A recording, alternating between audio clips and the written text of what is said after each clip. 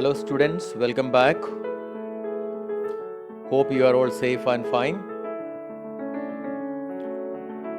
We completed your EVS chapter number 1, What is History, in our last class. I had sent you a PDF file. I hope you all got it. Use it for your studies. In this video, we will study a new chapter number 2, History and the Concept of Time.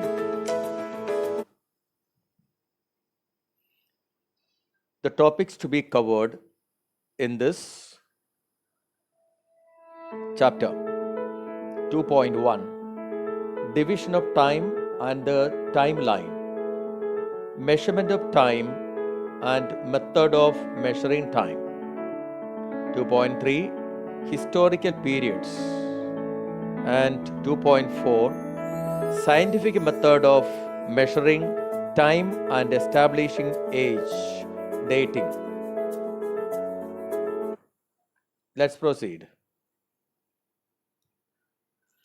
Division of Time and the Timeline.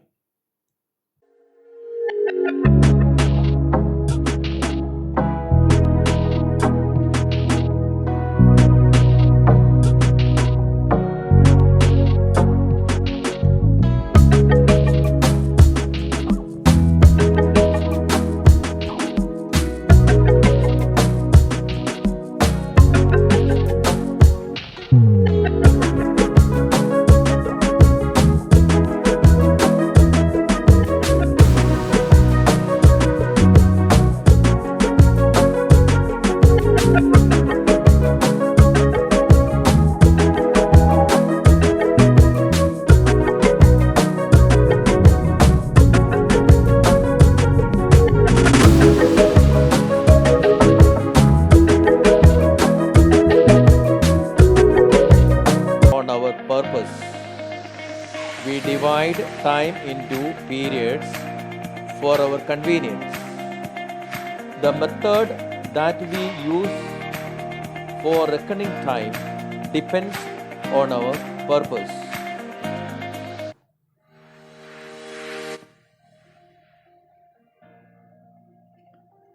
For example, at sunrise, we say, "It is morning now, the day has begun." At sunset, we say, "It is evening now, soon it will be night." At the end of the day, it becomes dark and it is night. Okay, for our convenience, we divide the time into we use different method for dividing time, and it depends on our purpose. Example is given here. At sunrise, we say, there is an extra S that you don't write, you write only sunrise, not sunrises. At sunrise, we say, "It is morning now, the day has begun." At sunset, we say, "It is evening now, soon it will be night." At the end of the day, it becomes dark and we say it is night.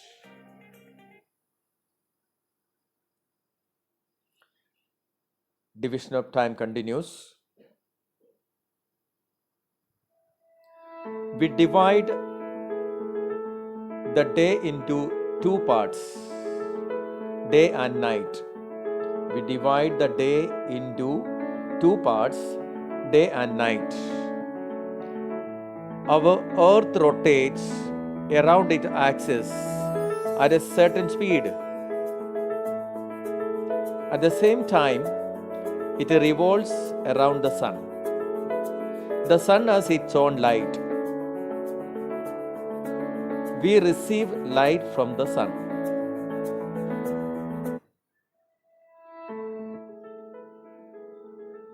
You can see the picture, the sun and the earth rotates around its axis.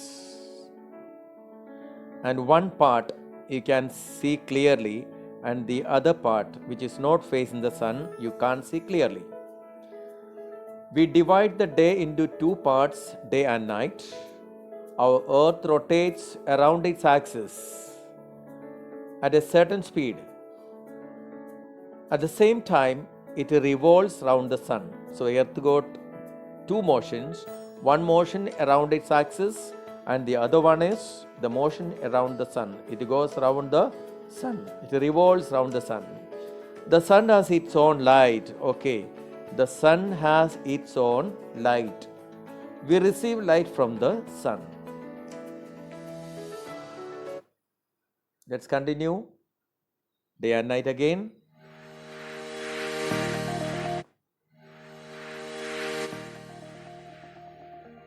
We can see the picture clearly, day and night.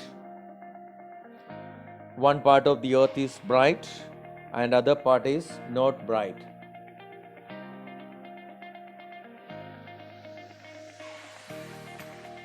We see light only in the daytime. Nights are dark. How does this happen? Okay, see in the picture, one part of the earth is seen very clearly. So we see light only in the daytime. And the other part of the picture, you can see that is not clear. We can't see it clearly. Okay, that is nights. So nights are dark. How does this happen? Let's check how this happens.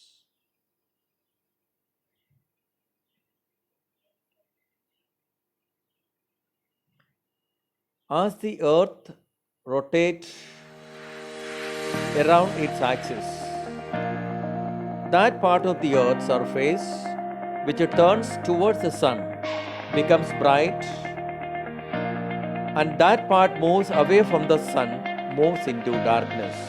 Okay, how does it happen? As the earth rotates around its axis, that part of the earth's surface which turns towards the sun becomes bright, and we say there is day, and that part moves away from the sun, moves into darkness, we say there is night. Let's continue. Rotation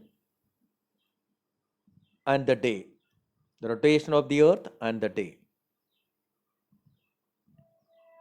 The earth takes 24 hours to complete one rotation around its axis. The earth takes how many hours? 24 hours to complete one rotation around its axis. The 24 hours are approximately divided into 12 hours of day and 12 hours of night. Okay, the 24 hours. The earth takes 24 hours to complete one rotation around its axis, and these 24 hours are approximately divided into 12 hours of daytime and 12 hours of night. A period of daytime and the following night together make one day.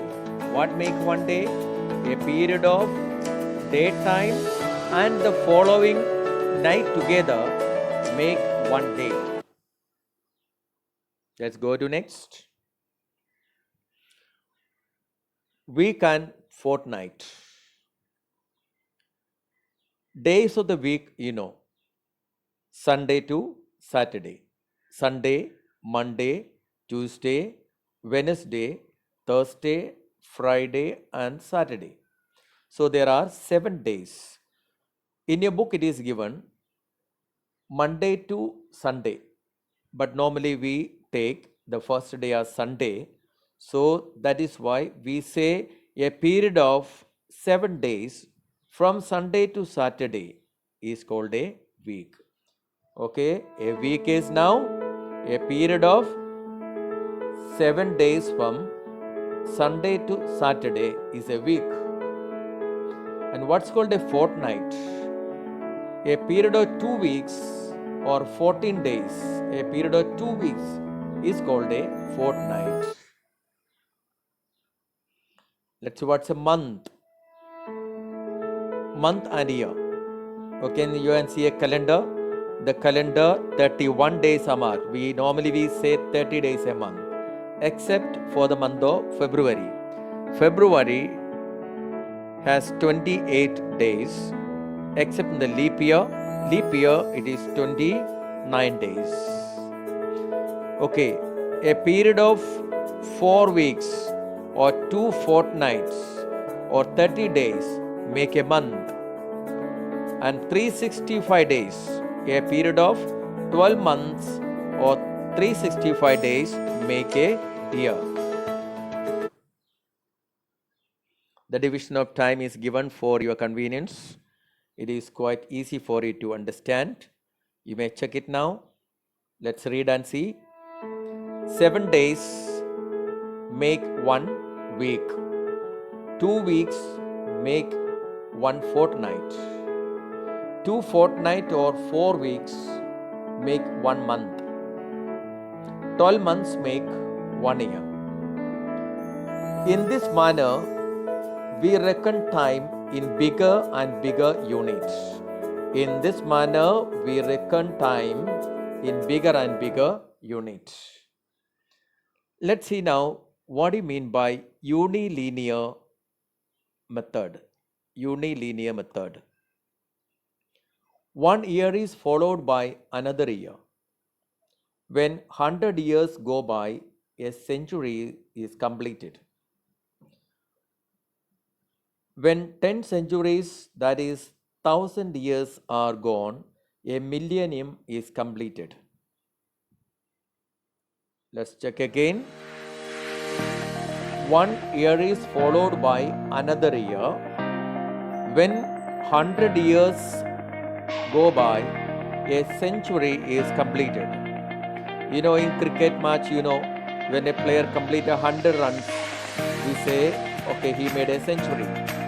The same way, when a period of 100 years go by, 100 years complete, we say a century is completed.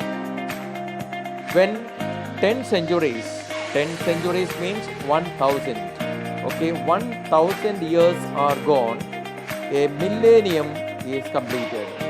Okay, when a millennium is completed, when 1000 years or 10 centuries go by, we say 1 millennium is completed. Such a method of dividing time is known as unilinear division of time. Questions for revision.